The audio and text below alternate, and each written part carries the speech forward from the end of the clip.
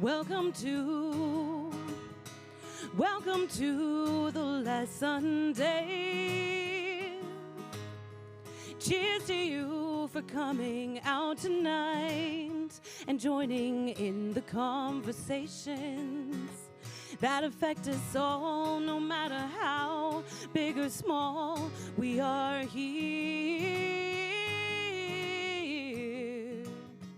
for last Sunday.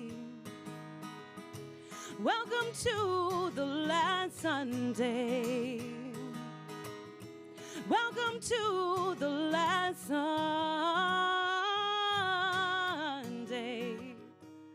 The last Sunday. Welcome, everybody.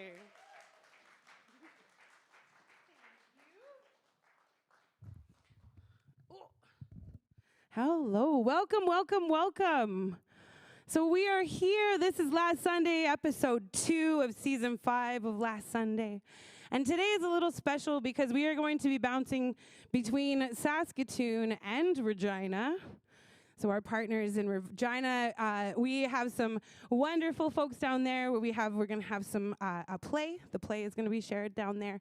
But we want to always start the way we always start is with our land acknowledgements. And I've been working on a project with a dear friend in Regina, Chris Alvarez, about acknowledgement and what is a land acknowledgement. What is this thing that we do to acknowledge this land that we live on, this place where we have our feet that carry us every day, and honoring the people that have been here, who have traveled along here. And I've always, for myself, I've been breaking them down. Like land, for me, I'm always remembering where I come from and this place that holds me up, that carries me every single day. I honor that. The people who have been here and who have paved the way for me to be able to stand comfortably on this land. And then this giant word acknowledgement that I always have to kind of pick apart.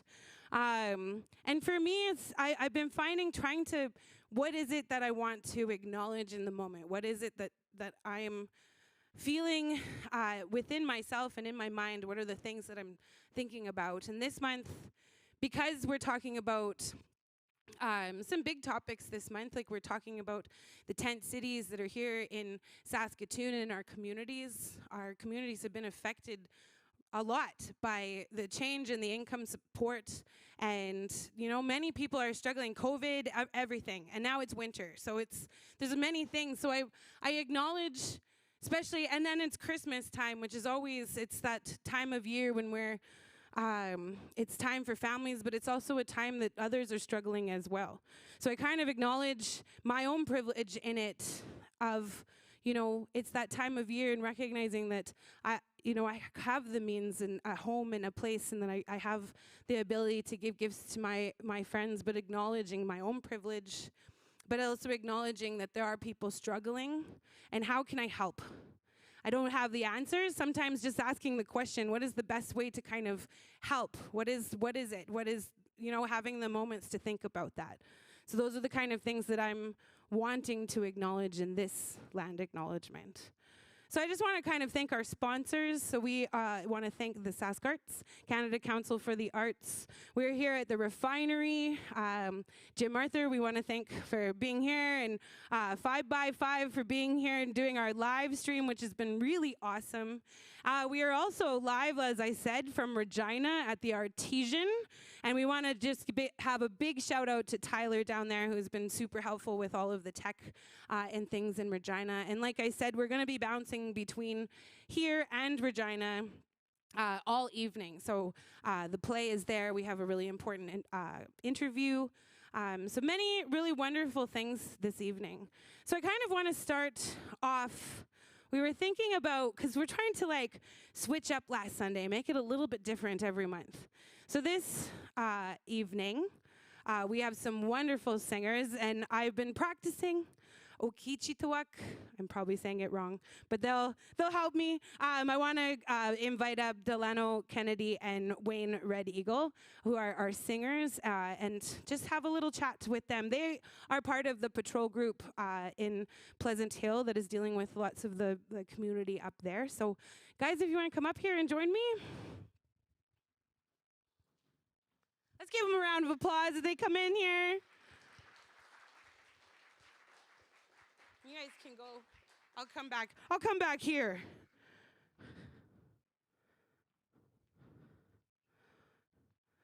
Yeah, I guess we just want to, and would you like to just say the name of your group again? Yeah, it's the Okechitawak Patrol Group. Yes. And you guys have been around for how long? Since 2017, 2018. Okay. Awesome. And I know you guys are doing really important work in the community, and I know there's a ton of information. Any of those, you can find them on Facebook, on Instagram. And lots of they are looking for all kinds of support in our communities and how to help our communities here in this hard time of winter. Yeah, do you want to just speak a little bit about your group and what you need and things like that? Yeah, sure. So we do a little bit of outreach work for vulnerable people out in the core neighborhoods. And we also still monitor the playgrounds, right? So we watch out for our kids.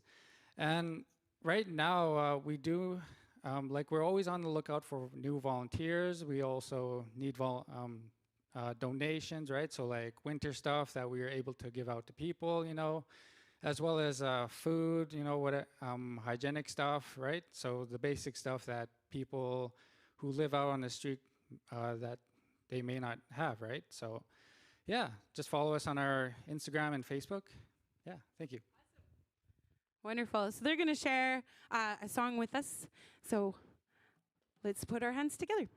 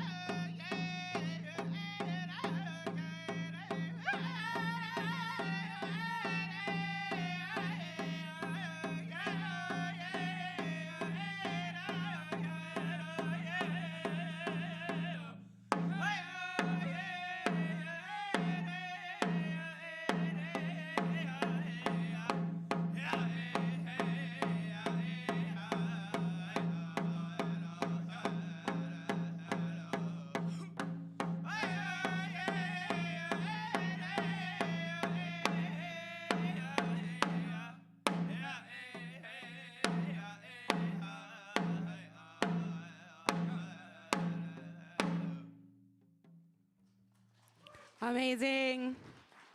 Thank you so much.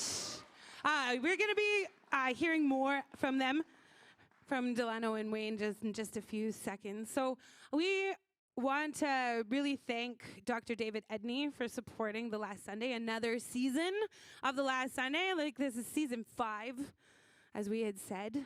And really exciting things. Last year, because of COVID, we went online. And there was kind of a really just a nice way to continue season 5. So then there's the options there to come in person. I think lots of folks, I know myself, I'm missing being in a theater, in a space, and watching live performance. But it's also, it's about inclusion and having all of those opportunities for all people to enjoy The Last Sunday and join in on the conversation.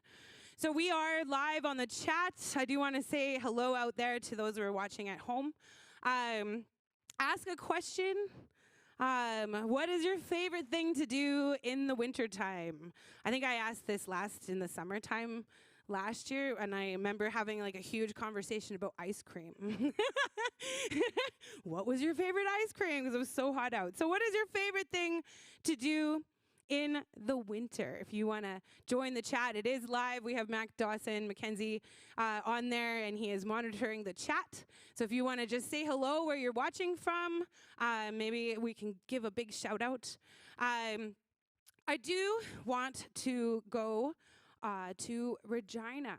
So Regina is going to be hosting our 10-minute play. Sarah, are you there? I'm here. Hi, Crystal. Hello, how's it going? Good. Very well. How are you? We are good. We are good. Do you have a big audience there? Yeah, we do.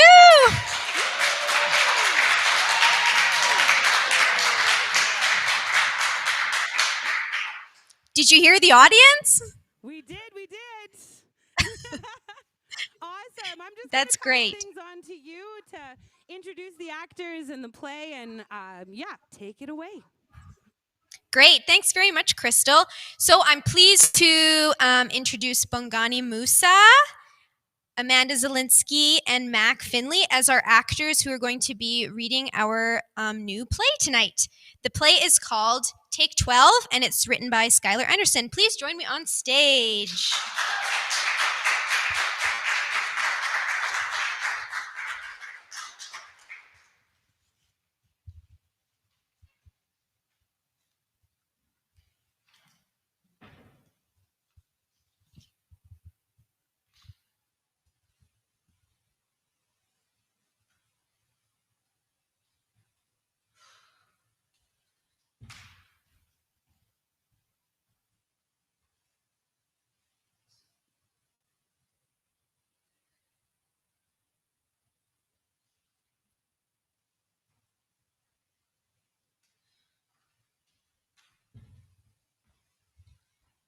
Oh, hey, Stacy.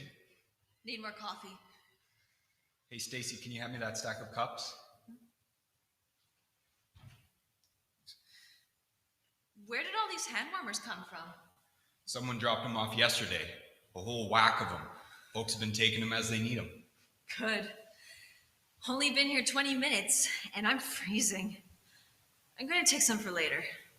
Can't imagine what it's like for you guys to sleep here at night. You're telling me. Damn freezing last night. But this fence sure helps with the wind. Really cut down on the tents falling over. Thank goodness for that. I'm glad winter held off as long as it could, but it's here now. Darn cold when the sun goes down. That's for sure. So I got a message that some media is coming today. Media coming? Apparently someone is coming by later, and CBC wants to know when. I haven't heard who yet. Maybe it's the mayor. She said she was going to come back with news for us. Great. Got any garbage around you? Chuck it in this bag. If you do, I'll take it to the bin in a few. I'm writing to a contact with CBC on Facebook right now. Camp Hope is not an eyesore. You know the media, they'll jump on any chance to speak negatively on us. At least the mayor was nice. Was she? Thank goodness for that. Oh, here, David, I'll finish. Thanks, Stace. You know, yesterday, the media came by fishing for a story. They're always around now. Come by every day, but don't really take any notice of us. They're only looking for dignitaries of some sort. Really? When did they come? A little after lunch. Someone dropped off a bunch of soup, so we were chowing down, and this guy with a camera following them came in. But instead of looking for someone like the mayor or a volunteer, no offense, they spoke to one of us. Who? Benjamin. Benjamin? I don't think I know him. You know him. The guy with the red toque. He's playing his guitar, carries in a backpack case. Oh, yeah. Younger fellow, slim, kind of tall. Yeah, that's Ben. Meaty came in looking around, heard him playing some tunes and got their attention. He started speaking and he had some good words to say. Maybe I can find the story online. I'd love to hear what he shared. I don't remember it all, but one thing stuck with me. He said, anyone can be human, but to be humane. He's been around for a week or so, but gotta go to the hotel. He'll be back, though. Those hotels, they always send us back. I'm happy they spoke to him. Oh, that must be about who's coming. Maybe they'll bring donuts. I'll take the garbage.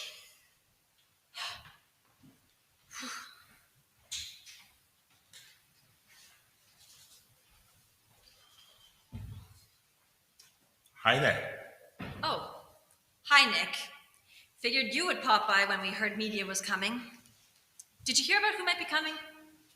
We thought it might have been the mayor again. Sandra? I love talking to the mayor.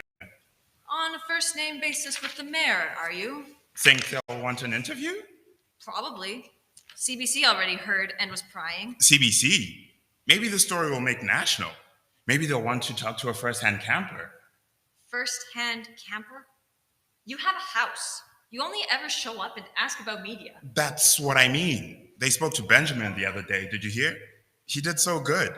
Or maybe Sandra will want to speak to one of us for the camera. I'll call CTV and let them know too. I bet it will make the evening news. Are you serious? Is media all you care about? Of course not. But media being here brings awareness, which leads to more help. Where's David? Hey, do you know if anyone has a mirror so I can freshen up? Nick, I think there are far more important things to worry about than mirrors and cameras. Don't pester David with this nonsense. Oh, I'm not hurting anyone. I'm only helping. Hey, Stacy, I saw the story on the news about the birthday you had for little Darian. That was nice of you. It was an important thing to do. No child should have to miss a birthday. Yeah, it was great. I heard from some people here that there was a cake and room full of people to sing for him. It made him really happy. It was such a shame that he couldn't celebrate his birthday. And of course the media had to come. Took some video and got in the way. Well, I'm glad you're around. These people need people like you. What do you mean, these people?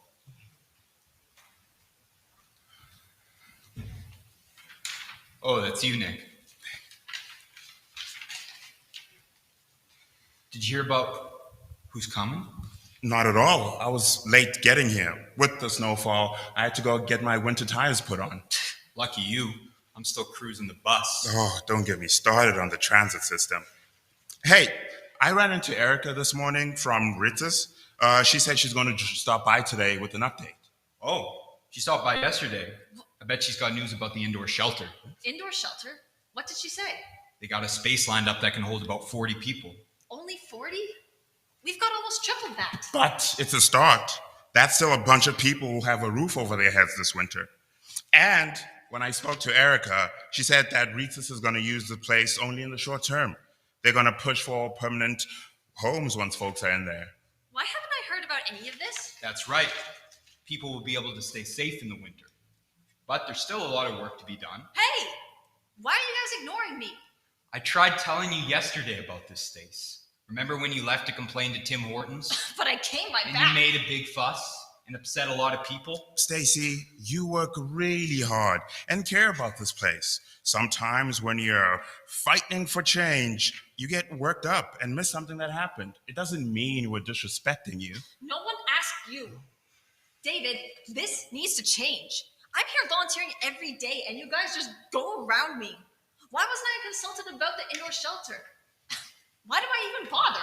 People should be volunteering to help, not for personal gain. Let's not take this too far.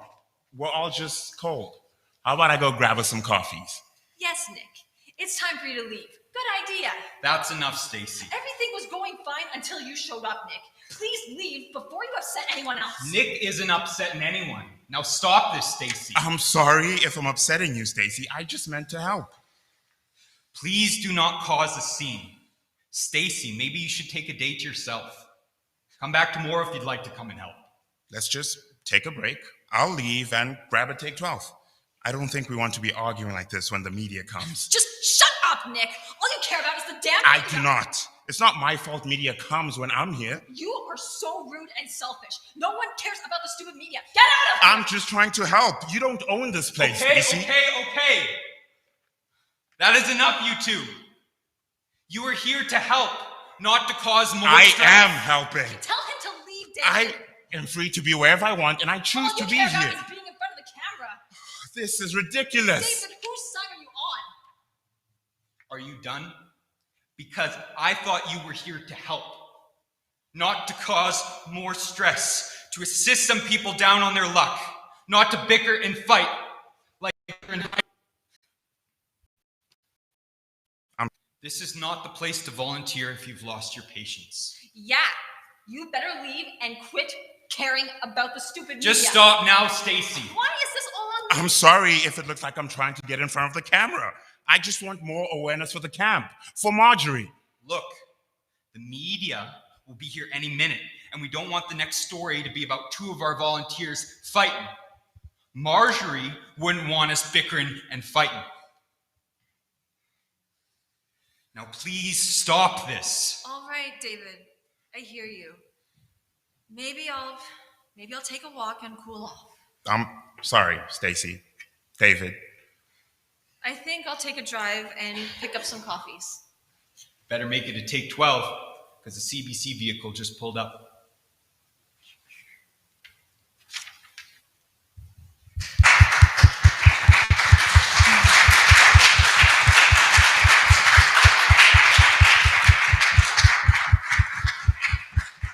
Thank you so much. Live from Regina, everybody. It's so important, all these partnerships that we have developed over the course of the last Sunday. And in addition, last year was including Some Theatre Regina. We are partnered with North Battleford Players and Spark Theatre and Lyric Theatre. And because of COVID, we haven't been able to really connect with some of those partners, but we really appreciate the partnership that we have in Regina and just being able to kind of outreach a little bit farther and showcase some of our talent. We have a very talented province here with many, many artists that need to be showcased. So it's very important, all of these partnerships. I want to call up Kimawan Kisik and Delano Kennedy and Wayne Red Eagle again. And Kimawan is going to share a jingle dress dance with us. And for those that aren't familiar with jingle dress, it's a healing dance. It was one of the dances when our communities were struggling, or if there was people that were sick, they would bring in the jingle dress dancers, and it was a prayer to the spirits, and it was meant to release medicines. And the jingles on their dress back in the day were made from tobacco tins. So tobacco in our culture is very important as an offering to give thanks and to when we're needing prayers. So having this and having Kimawan here to share this special dance with us is just very important given the topics that we're having. So we really appreciate Kimawan being here. Do you have anything? Would you like to share anything? Thank you for inviting me out here, and this is my first opportunity to publicly give thank you to my mother for raising me like this. Thank you. You guys have.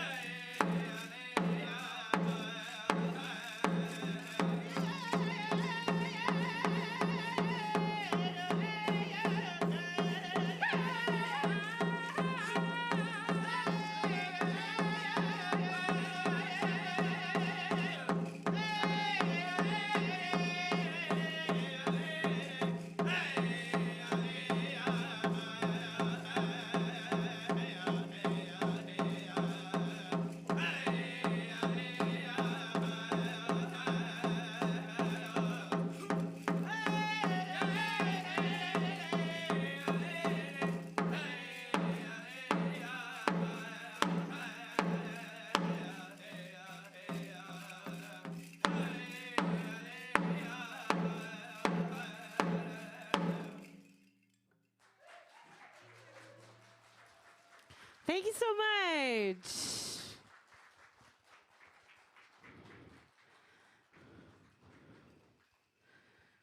Wonderful.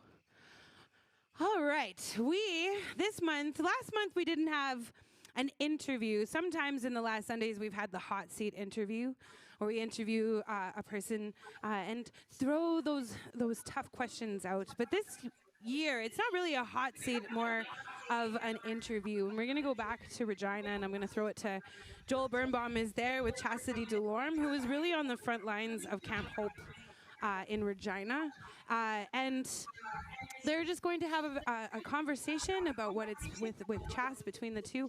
I do want to open it up to the chat, to anybody in the audience, either here or in Regina. If you have any questions, I will be, just put your hand up if you have any questions you would like to throw to Chastity or Joel. Just, raise your hand. I'll come and we'll ask these questions and make sure. This big part of last Sunday is about the dialogue and involving community in these important conversations. So if you feel inspired to ask a question, by all means, please do not be shy. So and that is both for here, online, and in Regina's audience. So I will turn it over to you, Joel. Thanks very much, Crystal. And we're just so excited to be here at the Artesian and have such an awesome crowd here in Regina. Yeah. They're very enthusiastic. They love to clap, and we're happy to hear them. Without further ado, I'd like to invite our interview guest to the stage. Chastity Delorme is an educator, an activist, a mother, the founder of the hashtag Not Your Stereotype campaign, and most recently, among many other things, of course, one of the organizers of Camp Hope. So please, a warm welcome, both in Saskatoon and here in Regina, Chastity Delorme.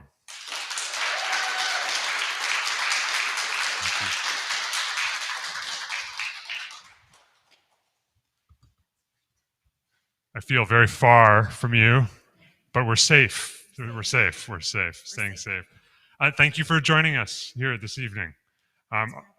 Of course, it's a very serious topic, and we want to talk about your work with Camp Hope. But we also like to learn a little bit about our interview subject. So, for someone who's a social justice advocate, an activist, when you were a child, is this what you were interested in? Like age 4, 5, 6? No. What were you doing as a child at that age?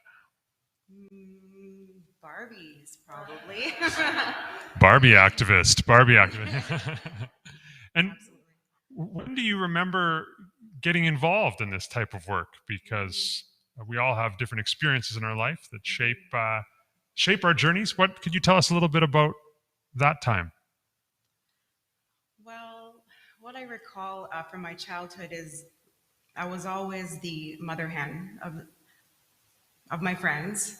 I was always one taking care of my friends. I was overseeing everything at that time already, making sure everybody was good. But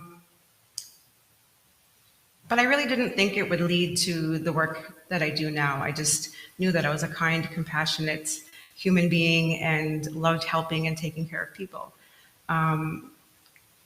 So really, growing up, I was, my mom and dad were married, and mom worked for the government, dad worked for the city.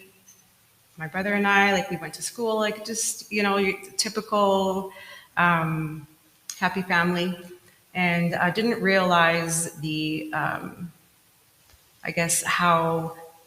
I didn't know yet about the residential school era. I hadn't heard anything from my parents, nor my grandparents, not until I actually went to university and learned more and started my own research then, which deeply affected me.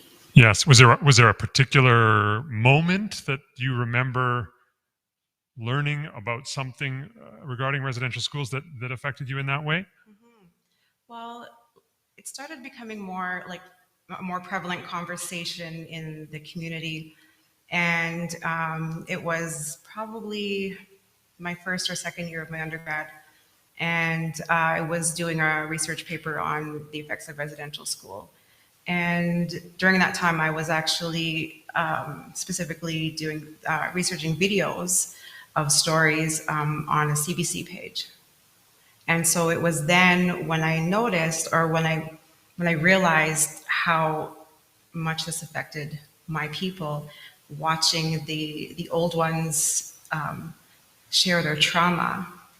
And I became very emotional watching these videos, sitting in the library, and to tears. And that didn't sit well with me, that I was writing a research paper based on the trauma of other people. And so with that particular paper, I actually took a different approach because it was quite traumatic. Mm-hmm.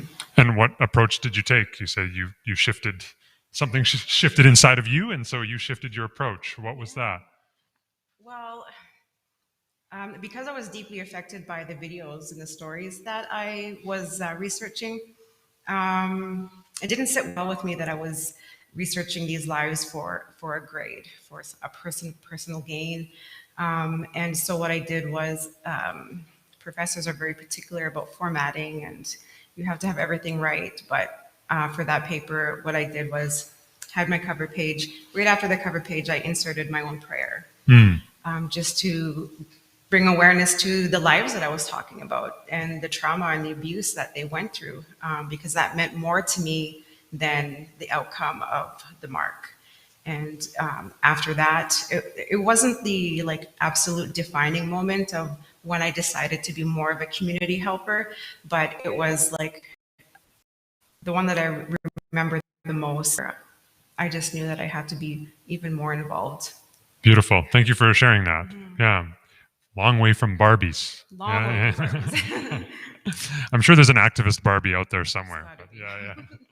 Yeah. Fast forward now to Camp Hope. Would you share a little bit about how this began? We're going to see some photos projected behind us as we talk about the camp, but I understand you were one of the organizers, and we've all heard stories in the traditional media about the camp, but it would be wonderful to hear. And if people have questions, we'll have time for questions, both from Saskatoon and Regina. People are welcome to also put questions in the chat if you're watching online, and Chastity's going to answer questions. But maybe just start off with, what was the origin of the camp from your perspective? Okay, so firstly, it definitely would be from my perspective. I'm not the original organizer. It started off with Shiloh Stevenson, who has always been an active member in the community, creating awareness and helping with poverty and homelessness issues. And he's very passionate about that. So he's the one that deserves all the acknowledgement from the beginning of Camp Hope, Camp Marjorie, to where we're at now. So Shiloh Stevenson firstly deserves most of the shout out for that. Thank you for sharing that. And you did mention the original name of the camp, Camp Marjorie. I think many people know the story, but for those that don't, could you share a little bit of who was Marjorie? Yeah. So there was a outdoor workshop or an event that talked about poverty in the city of Regina, and there was various different presenters that day, Shiloh being one of them. And during that time, there was an audience, and just a few yards over, there was Marjorie sitting on the ground at a tree. And while this was happening, she had passed away.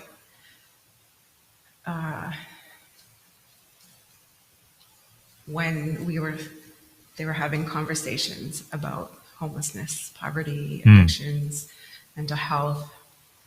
So if that was not a sign that there is a serious issue, I guess it wasn't enough, because Camp Hope was still developed, and it was still 38 days of waiting. Thank you. And we remember Marjorie tonight and always. Yeah, thank you. If there's questions from the Regina audience here for Chastity, we have Sarah who's going to ask questions. I have some questions coming in off the chat, which we'll get to in a second.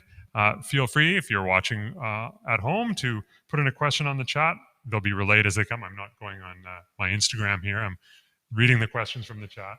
What was the next thing that happened after that tragic moment of losing Marjorie? What's the next thing that happened in the development of the camp? Well, from how I know it, Shiloh does, like I said, a lot of advocating for homeless, and he was helping a particular person named Gavin, and they wanted to make a statement. He was having a hard time getting housing, and something had to be done, especially after that particular incident, and so they did. They made a statement by setting up a home for Gavin at Pepsi Park. There was collaboration with different city stakeholders to make sure that if this is going to happen, if there's going to be a tent or two, that the Regina City Police wouldn't come and violate their home. And so that was temporary. That was an agreement that was made by other organizers and other people that were involved in the process. And so that happened. The media came out. They made a great statement. 1 tent, 2 tents, 3 tents, 7, and then 78. 78 tents at the maximum? Yeah. Wow. At the end of the camp, there was 78. And we didn't expect it to be that big. If you could have, limit yourself to one sentence. We used to call this the hot seat interview because it's fun to kind of jump around. But what is the reason in one sentence why there was tents in Pepsi? One reason. Oh my gosh. I'm so community oriented. It was a safe place for them to be who they are, to use safely, to find mental health safely, to be safe. That's a long sentence, but I'll let you get away with it. Yeah, I know. Do we have any questions from anyone here for Chastity? No questions coming in on the chat yet. Anyone have questions, just put up your hand. Social justice is something you mentioned. If we were to ask you for your words for what social justice is, what would you say? People caring for humanity. Well said.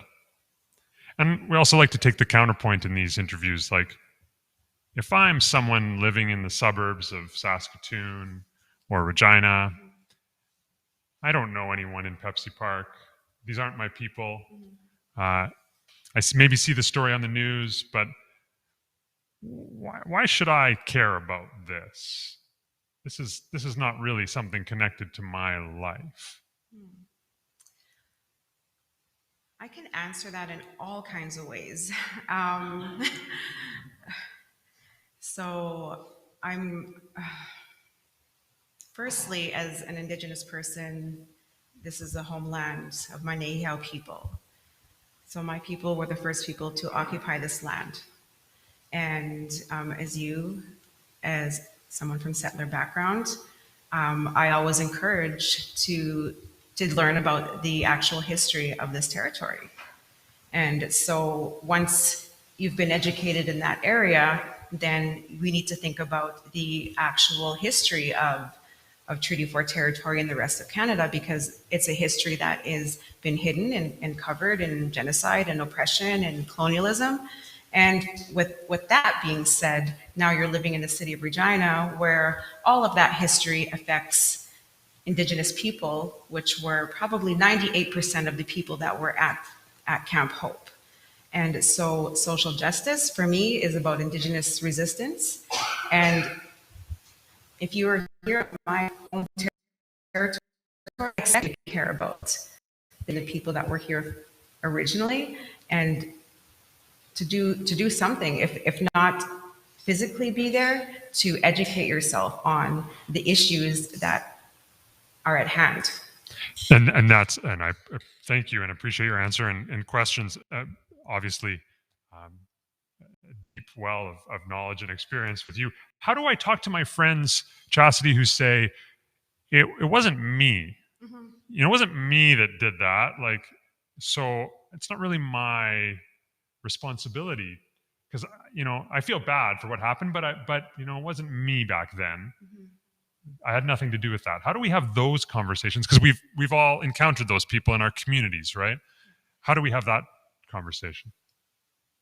Well, there are different levels of allies.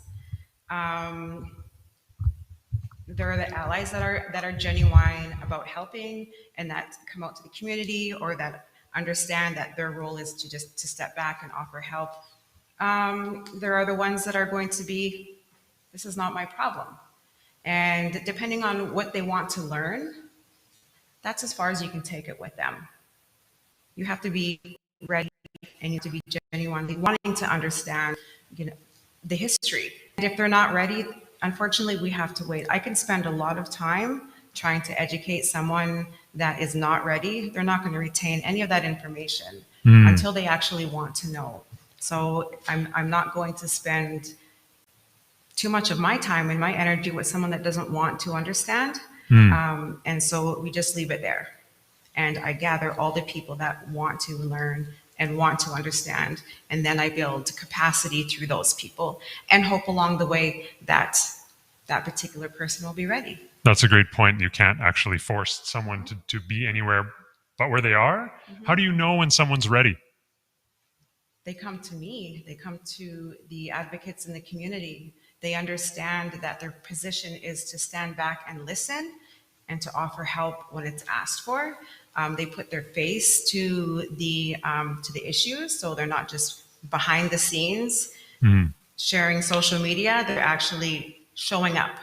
Yeah, there is something to showing up. A lot of people can say a lot of things over social media, but yeah. A lot. Yeah. Question, with all these questions coming at once, it's a bit hard for Chastity and I to talk. Okay, we do have some questions over there.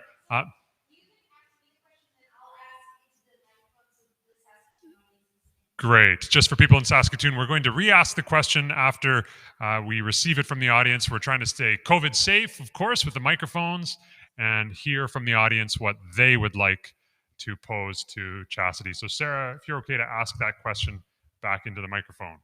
Yes. So the question was, so the camp is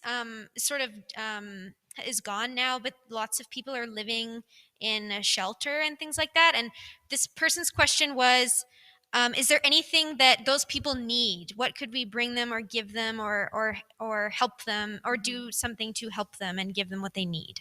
Thank you. And thank you for that question. Well, at the moment, yes, there is an indoor shelter.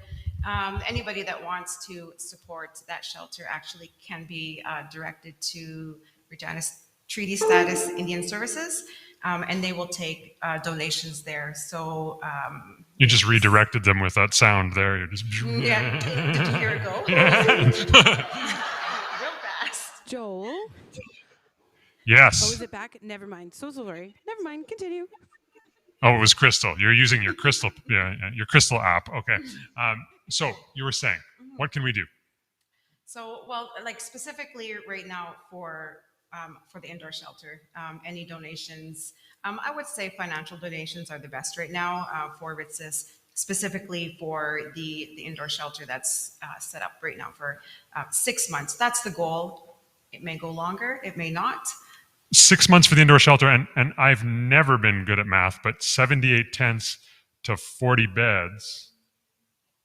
What happened to the other people? Well, really, the volunteers of Camp Hope have been still working with some of the people that are looking for homes and looking for wraparound care. So there's still a lot of volunteer work happening and a lot of advocating. So we're doing our best to support them wherever they're at in their life right now. Some of them there's been about 14 housed right now as a result of one of our volunteers being put in a new position in the community.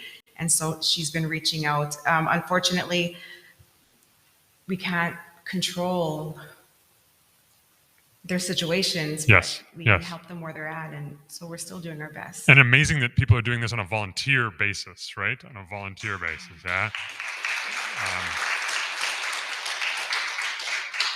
You told us why the people who were in the camp, and here's some pictures of. That's all the organizers. Oh, fantastic! Yeah, and we have Alicia here in the audience tonight as well. She's right on, one of the Alicia. organizers. Yeah.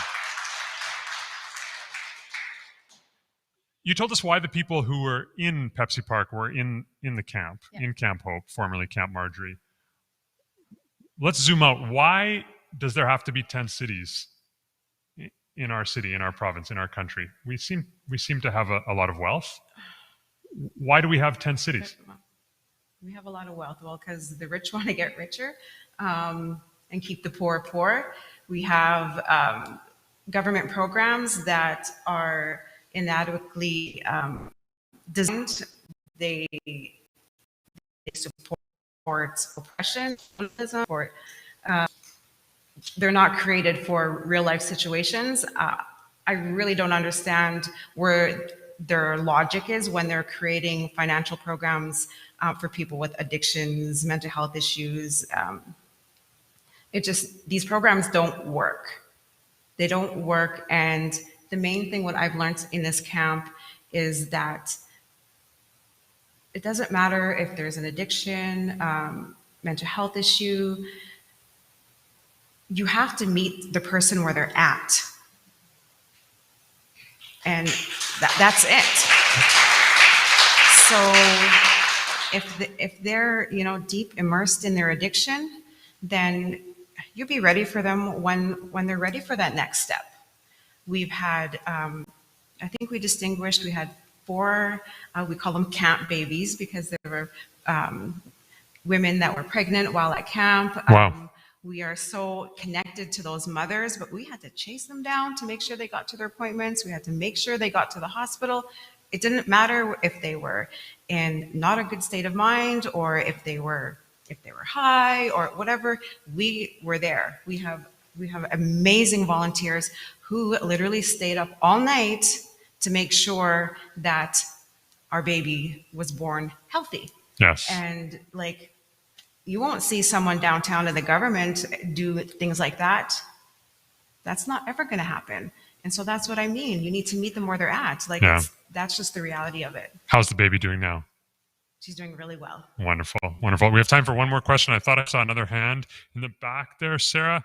We'll just do our old-fashioned game of telephone and keep it COVID safe here. Yeah. Good. No moistly breathing going on. Okay. Just the question being translated. If there's questions on the chat, we've got time for one more question. And Sarah is just receiving the question off camera right now. And it appears to be a long question. Great. Sarah, if you don't mind reading or speaking that back into the microphone. Okay. We have another great question from Regina. The question was, Chastity, what are your thoughts on the housing first model, which is where you find housing for people first? I think it's, the practice where you find housing for people first, and then you find addiction resources and other resources to help the person afterward. They wanted to know your thoughts on that model. Well, I think that makes most sense to me. But like I said, they need to have the wraparound care. That's the most important thing. And housing first sounds like a good model, but we have to remember that every situation is very unique and it's very different. They come from different backgrounds, different cultural values. So like I said, housing first, yes, absolutely. But there's the mental health services that they need, there's the addiction services, and whatever healthcare that has to be accessible when they're ready. So, I mean, it's great. And the thing is, the social services programs, they need to be able to actually take care of that individual and support them financially through the healing process. Well said. You said before we wrapped up, I wanted to say something about this photo here. Absolutely. This is my Camp Hope family.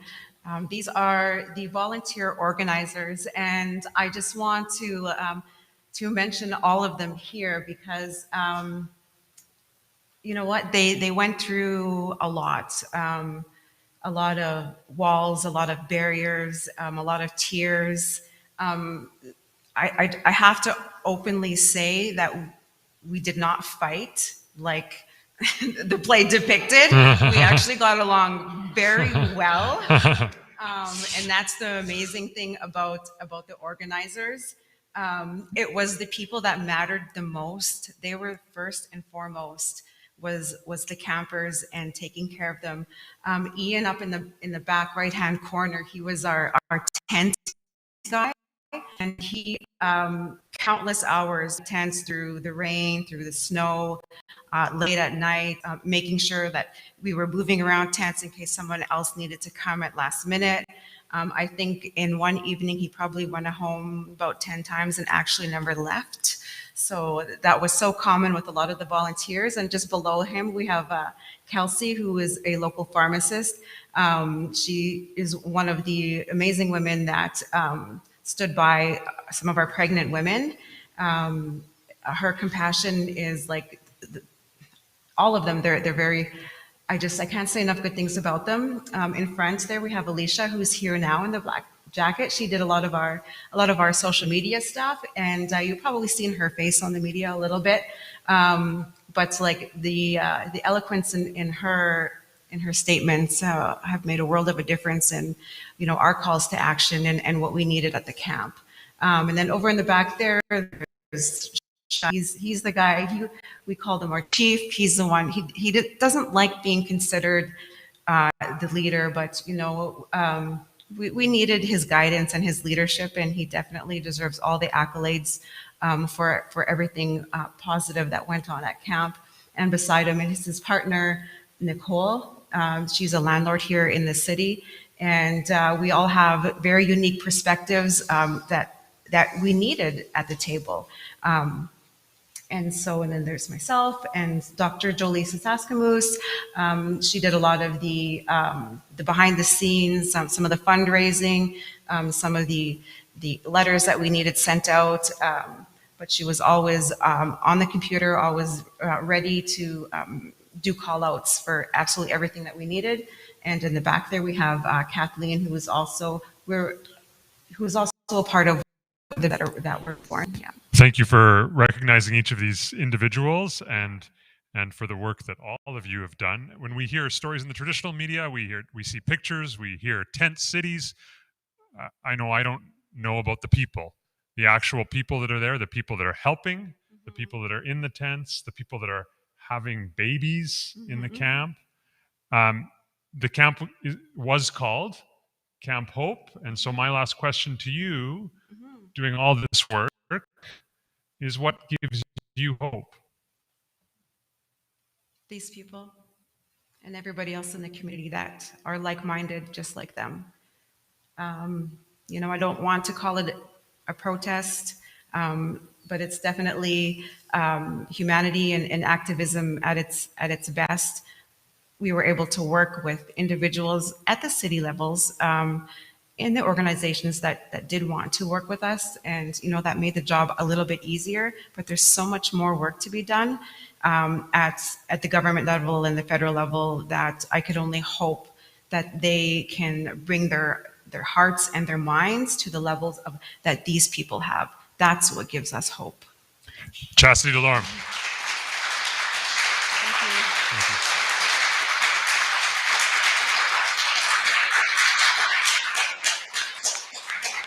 Thank you.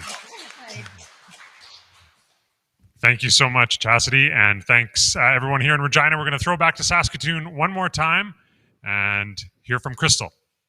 Thank you so much, Joel. Thank you, Chastity Delorme. Let's give it up for Chastity one more time.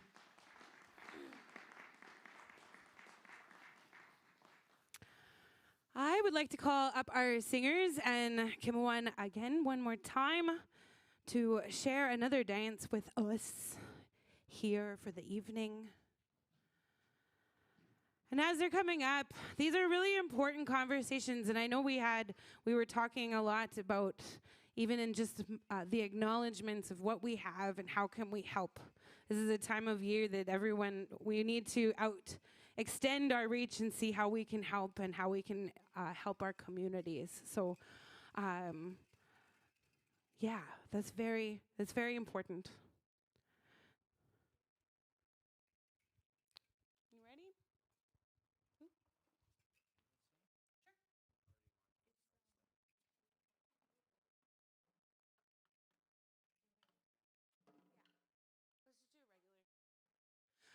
I do wanted to throw out, so we are going to do a little bit of a round dance. I know we can't hold hands, but round dances are all about community. I don't know how you are down there in Regina, but if you would like to come up and just and dance, I know we can't usually, when you're in a round dance, you hold hands and we circle together and be part of the community. But if anybody would like to round dance with us, you're more than welcome to come on up. So please come on up. Regina, if you would like to do the same, we'll all dance together.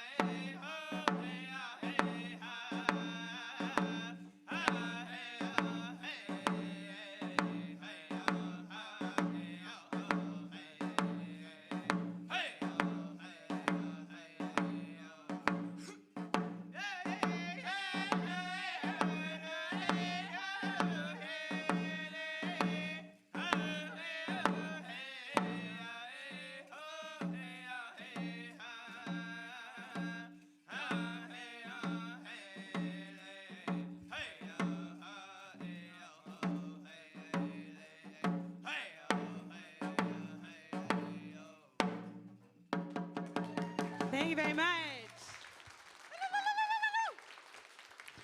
Thank you. We're going to wrap things up here. If you guys want to just take your seat one last time. I'm not sure, Regina, if you were dancing with us. It's all about community, bringing people together. All right. I just wanted to give a big shout out. I have thanked a few of our sponsors, our partners that we have been working with, and important conversations. So things we are talking about next month is emergency preparedness. There's a lot of things happening weather-wise in our country. Over in BC, I think about BC lots in Nova Scotia on the other side on our coasts. And it's scary. So that is what we will be discussing next month. And it's a big shout out to, so like always, we always have the 10-minute play. But this is a big shout out. If you're an artist out there and you have something to say, if that just sparks some kind of something, whether that's a song you want to write or a dance you would like to share, maybe it's a poem, spoken word, anything. If you are feeling the fire of being of these topics, and you are an artist and would like to be a part of Last Sunday, please let us know.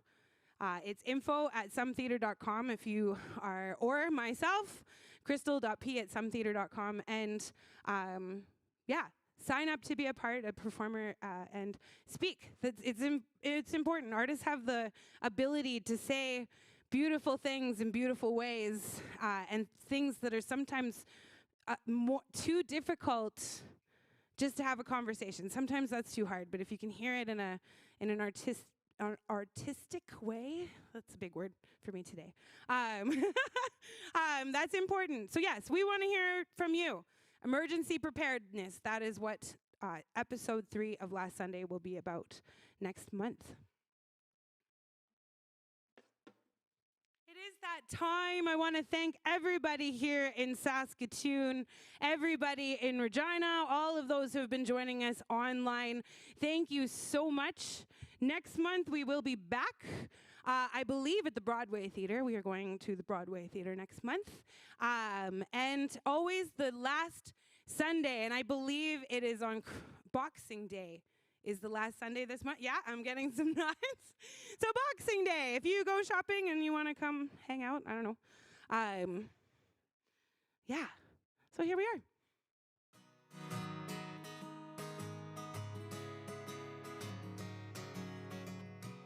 Here we are at the end of the evening.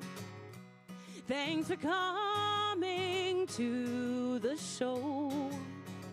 We'll see you next time at Last Sunday. Now get home safe. We will see you soon. Have a great evening, everybody.